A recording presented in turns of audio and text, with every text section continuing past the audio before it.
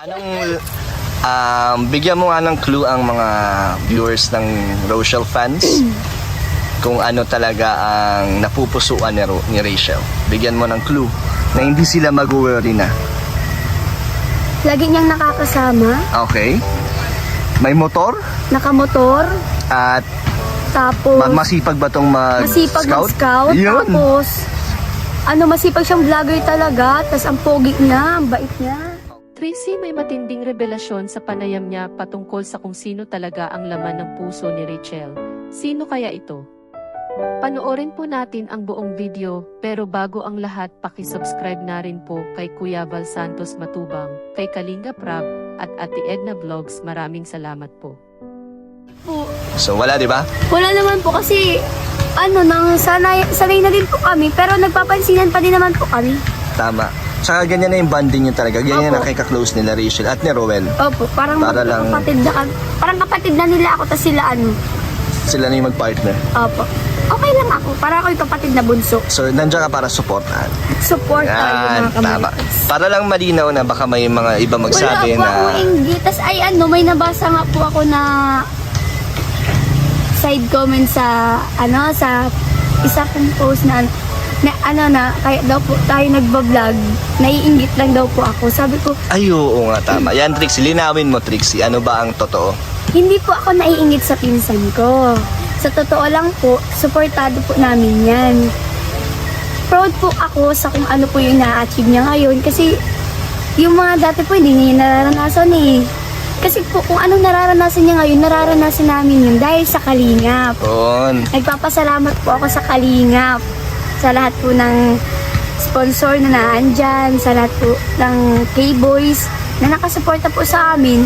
Sila po yung nagpaparanasan sa amin ng masasayang bagay na hindi namin naranasan dati eh. Kasi po, hindi naman po ako inggit. Proud po ako. Yun. Proud. At masaya ka sa nangyayari. Masaya po ako sa achievement ng pamilya ko, lalo na po kay Rachel. Tsaka ang totoo naman dyan, wala pa ang Kalingap, di pa kayo nakikilala. Kayo na talaga na Rachel ang magkasama, di ba? Body na po talaga kami ng dalawa eh. Minsan nga po napagkakamaling kaming magsyota, magkapatid. Grabe naman tambal. yun.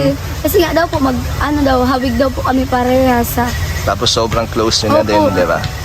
Naman pala na Trixie, may dumating lang na bagong character sa buhay ng Rochelle. Anong masasabi mo doon?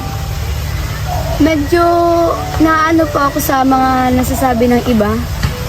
Kasi mga kaparites at marites, yung bagong character po natin is mabait naman po siya. Si Ryan. Apo. Yan. Di naman po siya yung iniisip yung ganun kasamang tao na masayahin pong tao si Ryan, mabait po. Tsaka ang totoo doon is kailangan niya rin ng lingap, ng Ng allowance po kasi nga po nasishort din po sila sa financial needs. So, wag silang mag-judge. Opo. Kasi yung katotohanan niya ay mabait din si Ryan, no? Don't judge the book. Tsaka wag silang mangamba dahil si Rachel Ba guys? Kasi na kay Rachel yung decision. Mag-trust kay Rachel.